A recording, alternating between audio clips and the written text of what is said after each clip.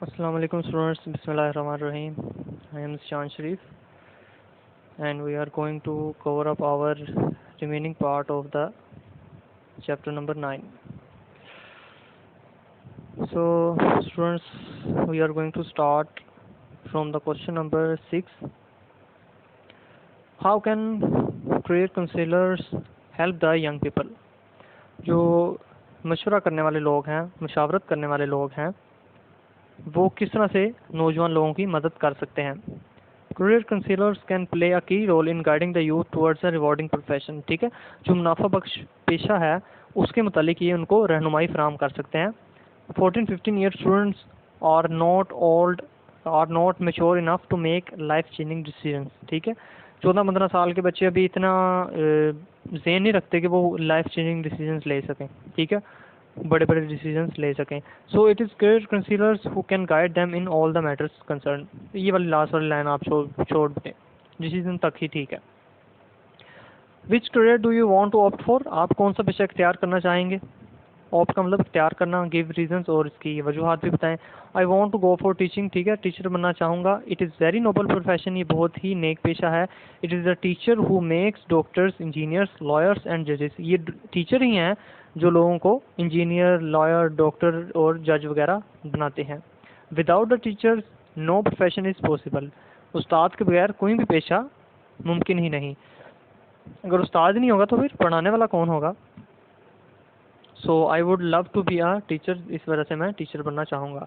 In past why did people want to become a doctor, engineer और a pilot? माजी में लोग सिर्फ ये डॉक्टर, इंजीनियर, पायलट ही क्यों बनना चाहते थे? In the past people wanted to become doctor, engineer and pilot and engineer और a pilot because these disciplines were thought to be the only fields that could offer rewarding career. चूँकि लोगों का ये ख्याल था कि सिर्फ यही ऐसे पेशे हैं जो हमें मुनाफा बख्श सकते हैं, इसलिए वो इस पेशे को इख्तियार करना चाहते थे। Explain the phrase profitable livelihood. ठीक है, मुनाफा बख्श ज़िंदगी ये एक फ्रेज़ है, इसका मतलब बताएं। फ्रेज़ कहते हैं अल्फाज का समझूंगा जिसका कोई मतलब ना हो। Profitable livelihood means rewarding and benefiting career. ठीक है, मुनाफा बख्श ज़िंदगी या फ़ायदेमंद ज़िंदगी से मुराद ऐसी ज़िंदगी है जो फ़ायदा भी दे, रिवॉर्डिंग का मतलब फ़ायदा दे, और बेनिफिटिंग करियर जो आपके लिए बेहतर हो, मुनाफा बख्श हो। How do career counsellors help you choose the right profession? जो मुशावरत के लोग हैं वो किस तरह से आपकी मदद कर सकते हैं? इसके अंदर आप क्वेश्चन नंबर ये 6 का आंसर लिख सकते हैं। ठीक है, क्वेश्चन नंबर 10 में भी क्वेश्चन नंबर 6 का आंसर आप लिख सकते हैं, वो बस अल्फाज से चेंज किए हुए हैं। Which of these professions have interested you the most? इनमें से कौन से पेशे जो हैं उन्होंने आपको अपनी तरफ ज़्यादा तवज्जो किया? I am more interested in math communication because there is a great scope of this field, क्योंकि इसका काफ़ी अहमियत है।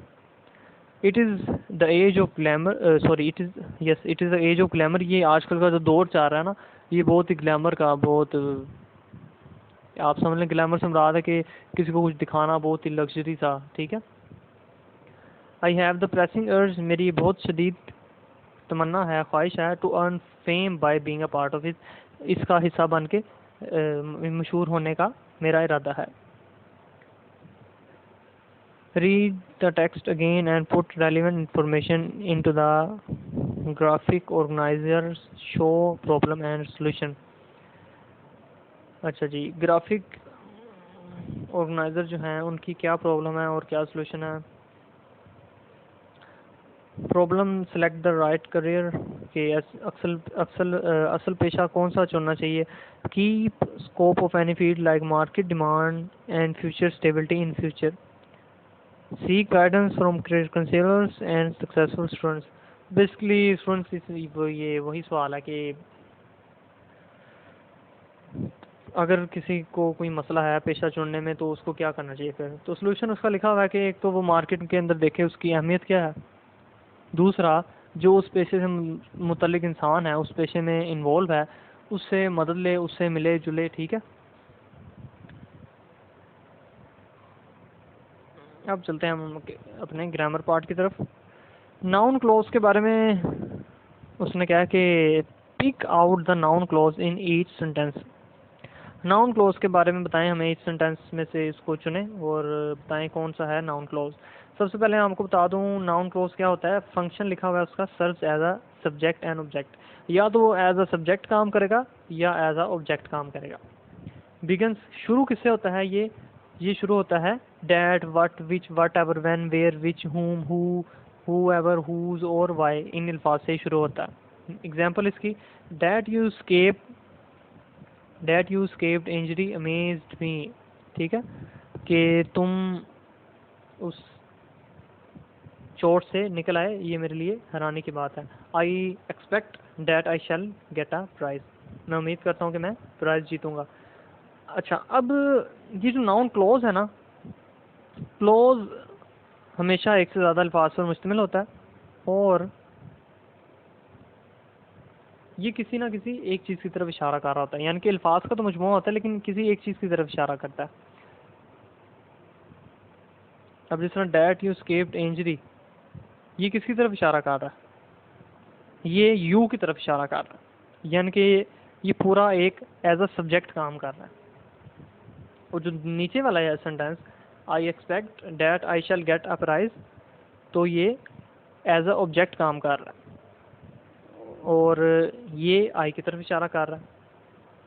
तो नीचे से अब हम देखते हैं कौन सा नाउन क्लॉज है। आपने पहचान तो इसकी देख रही है कि शुरुआत किन अल्फाज से होगा। और नीचे अब देखते हैं, I often wonder how you are getting on, मैं अक्सर हैरान होता हूँ कि तुम कैसे अपना काम वगैरह चला रहे हो। तो अब देखें हाउ से स्टार्ट होगा, तो हाउ से लेके एंड तक क्या होगा? नाउन क्लॉज, ठीक है। यानी कि उस लड़के के बारे में जो है ना वो परेशान है। She replied that she would come, उसने जवाब दिया वो आएगी। तो नाउन क्लॉज कहाँ से स्टार्ट होगा? डैट से स्टार्ट होगा। तो डैट से लेके एंड तक क्या हो जाएगा? Noun clause. I went to see what had happened, मैं देखने गया क्या हुआ था। तो वट से स्टार्ट हो रहा है स्टूडेंट्स, तो वट से लेके एंड तक noun clause. He notice that the clock had stop, उसने देखा कि क्लॉक काम करना रुक चुकी है। डैट से लेके एंड तक नाउन क्लॉज।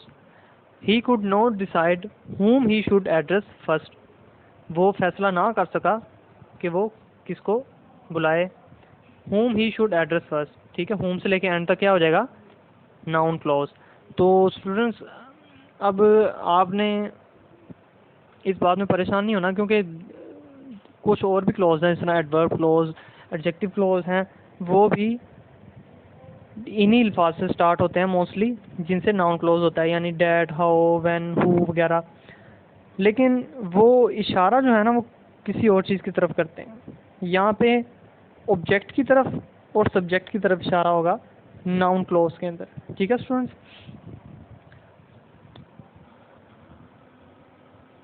नेक्स्ट पार्ट आ जाता है हमारा, ये टेंस के रिलेटेड है। और प्रेजेंट परफेक्ट कॉन्टिन्यूज आपने 9th क्लास में बहुत इसके ऊपर सिर खपाया होगा। और हैज़ हैव इसमें यूज़ होता है बीन और साथ में वर्ब की आईएनजी वाली फॉर्म। तो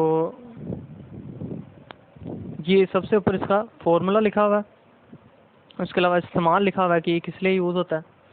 action that started in the past continue in the present, ठीक है। माजी में कोई काम जो स्टार्ट हुआ था और अब तक जारी है, वो क्या कहलाता है? वो क्या बताएगा हमें प्रेजेंट परफेक्ट कॉन्टिन्यूस के बारे में।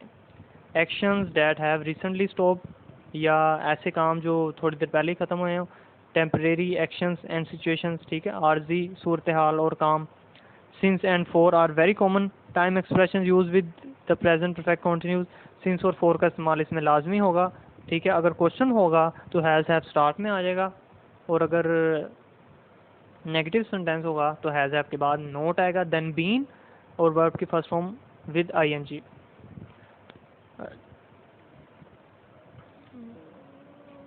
सी पार्ट है, यूज सिंस और for to complete the sentences, ठीक है। सिंस और फॉर का इस्तेमाल करना इनको कंप्लीट करने के लिए। I have been studying dash hour dash 3 hours. तो अगर आपको एग्जैक्ट टाइम नहीं पता कि किस वक्त से काम स्टार्ट हुआ है, ठीक है, एग्जैक्ट नहीं पता, तो उसके लिए आप 4 लगाते हैं। अब जिस तरह उसने 3 घंटे से लिखा हुआ है, अब हमें नहीं पता 3 घंटे कब से स्टार्ट हुए हैं, ठीक है, तो यहाँ पे 4 आएगा। आई have been watching TV dash 7 PM, तो यहाँ पे उसने लिखा हुआ है 7 बजे से टीवी देख रहा हूँ, तो 7 बजे अब हमें बिल्कुल एग्जैक्ट उसने टाइम बता दिया कि 7 बजे से देख रहा है, ठीक है, तो ये क्या हो जाएगा, इधर सिंस आएगा। Tahir hasn't been feeling well dash 2 weeks, ठीक है, 2 हफ्ते से वो अच्छा महसूस नहीं कर रहा। अब 2 हफ्ते कब से स्टार्ट हुए हैं, ठीक है, ये है नहीं हमें कुछ पता, तो लिहाजा इधर 4 आ जाएगा। Sara hasn't been visiting us dash March, ठीक है, अब मार्च पूरा टाइम हमें बता दिया मार्च के महीने से, कि मार्च के महीने से वो जो है नहीं आ रही, तो लिहाजा इधर सिंस आएगा। He has been playing football dash a long time, ठीक है, वो काफ़ी देर से फुटबॉल खेल रहा है। अब लंबा अरसा कितना है हमें कुछ नहीं पता, लेकिन इसके लिए क्या आ जाएगा, 4 आएगा, ठीक है। अच्छा, आपने एक और चीज़ लिखनी है, इसको नोट कर लें, अगर आपके पास कोई पेंसिल है, ये बुक पे नोट कर रहे हैं तो इधर ही लिख लें। अगर अ लॉन्ग टाइम लिखा हुआ है, खाली अ लॉन्ग टाइम लिखा हुआ है, तो आपने 4 लगाना होगा। अगर ये लिखा हुआ है अ लॉन्ग टाइम अगो, फिर आपने सिंस लगाना होगा, ठीक है, ये आपने इसको नोट कर लेना है। He has been living in Peshawar dash he left school, जब से उसने स्कूल छोड़ा है वो पेशावर रह रहा है। अब उसने हमें एग्जैक्ट टाइम बता दिया है कि जब उसने स्कूल छोड़ा था ना, वो तब से लेके अब तक पेशावर में रह रहा है, एग्जैक्ट टाइम बता दिया। That's why we use here since. So students, D part की तरफ चलते हैं। Answer these questions using present perfect continuous tense, ठीक है, इन क्वेश्चन का आंसर दें प्रेजेंट परफेक्ट कॉन्टिन्यूस टेंस का इस्तेमाल करते हुए। Why are you wearing joggers, jogger क्यों पहने हैं तुमने। I am wearing joggers because I have been playing cricket since morning. Why haven't you finished your work yet, तुमने अभी तक अपना काम क्यों नहीं मुकम्मल किया। येट का मतलब अभी तक। I haven't finished my work yet because I have been busy with the guest, ठीक है, मैं मेहमानों के साथ मसरूफ था, इसलिए मैंने काम अपना मुकम्मल नहीं किया। Why are you looking pale, तुम जर्द या परेशान क्यों नज़र आ रहे हो। I am looking pale because I have been ill for last 2 days, क्योंकि मैं 2 दिन से बीमार हूँ। Why hasn't he seen you for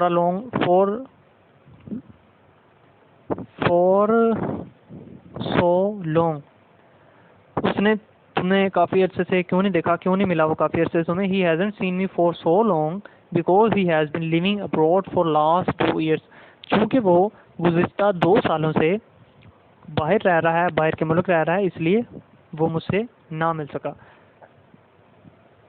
Y are you yawning so much, तुम इतनी बासियाँ क्यों ले रहे हो, इतनी ऊँग क्यों ले रहे हो। I M yawning so much because I have been doing my work for the last 8 hours, मैं पिछले 8 घंटे से अपना काम कर रहा हूँ, इसलिए मैं ऊँग रहा हूँ, मुझे नींद आ रही है। Why are you working so hard, तुम इतनी सख्त मेहनत क्यों कर रहे हो।